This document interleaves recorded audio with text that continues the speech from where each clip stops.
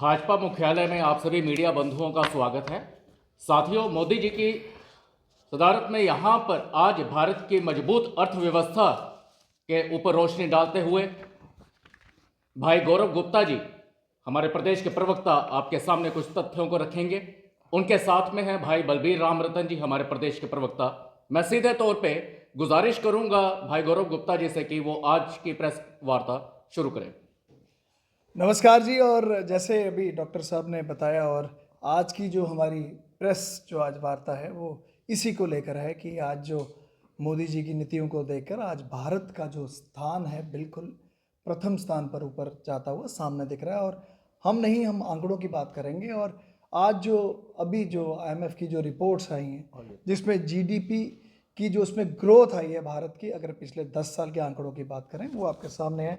मैं आपके सामने ये फोकस भी करना चाहता हूँ। बलवीर जी, आप ये दिखाइए, ये रीसेंट जो रिपोर्ट है जो 2 दिन पहले आई है, और इसमें क्लियर कट अगर 2015 से 2025 का जो आंकड़ा सामने आ रहा है, इसमें क्लियर कट दिखाया गया है कि हमारे माननीय प्रधानमंत्री जी की अगर आज हम नीतियों की बात करें, जिस तरीके पूरे भारत में आज जो नीतियां चल रही हैं, पॉलिसीज चल रही हैं, एक उसका आज परिणाम है। आज हर्ष उल्लास की बात है कि ये जो ग्रोथ है भारत की, लगभग आंकड़ों के मुताबिक जो आईएमएफ, जिसको सबसे बड़ी हम एक इंस्टीट्यूशन मानते हैं जो फिगर्स कोट करता है, लगभग 105% की ग्रोथ हुई है।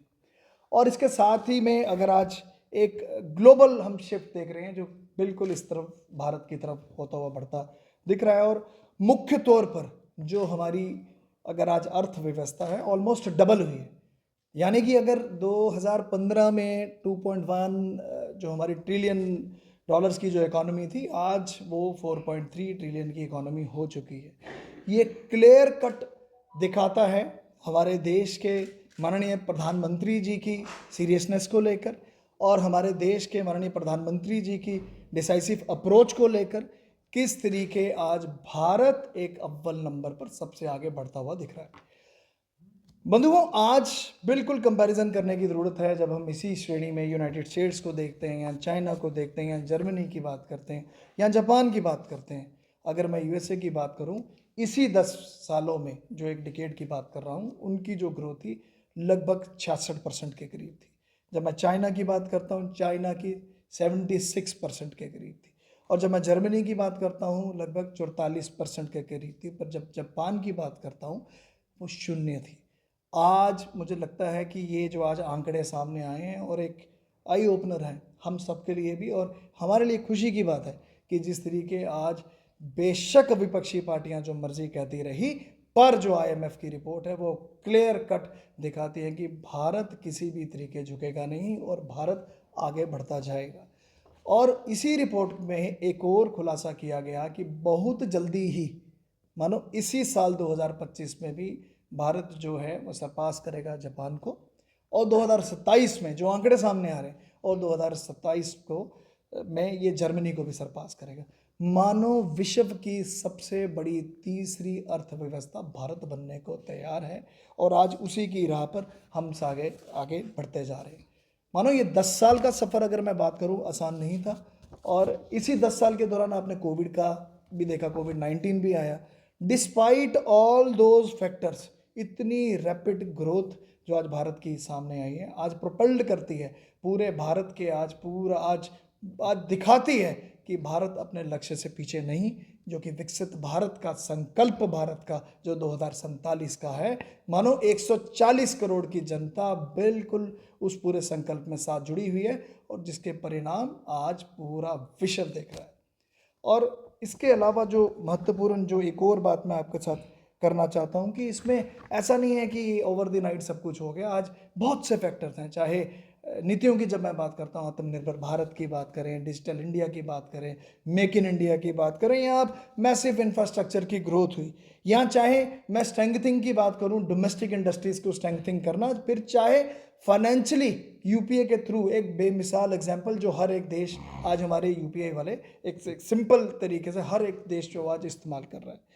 बंधुओं, आज हमें लगता है कि हम अपने लक्ष्य से, जो कि 2047 का जो हमारा लक्ष्य है, आज ऑन कैमरा मैं बोलने जा रहा हूँ अपने लक्ष्य की तरफ हम बहुत तेज़ी से आगे बढ़ रहे हैं।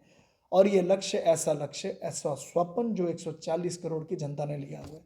मानो अब अगला जो हमारा जो लक्ष्य है वो 5 ट्रिलियन इकोनॉमी का है। और जिस तरीके की एक प्रोग्रेसिव वे में, जिस तरीके की एक डेवलपमेंट का स्तर आगे बढ़ता हुआ और जिस तरीके की नीतियां देखते हुए भारत बहुत जल्द तमाम आंकड़े तोड़ते हुए सबसे आगे आएगा। मानो जो मैं कोविड-19 की बात करता हूँ, ये हमारा ही मुल्क था जिसने पूरे विश्व में उसकी औषधि भी दी।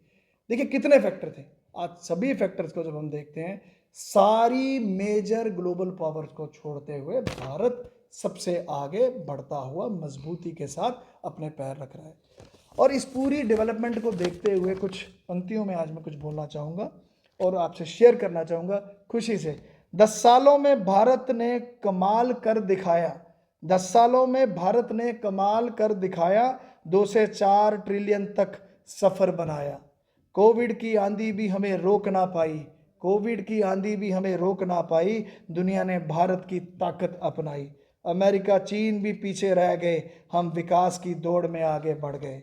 विपक्ष तो सिर्फ सवाल उठाता रहा, विपक्ष तो सिर्फ सवाल उठाता रहा, मोदी सरकार नया इतिहास बनाती रही। अब 5 ट्रिलियन का है अगला पड़ाव, विश्व में गूंजेगा भारत का दबदबा, अब ये है साफ।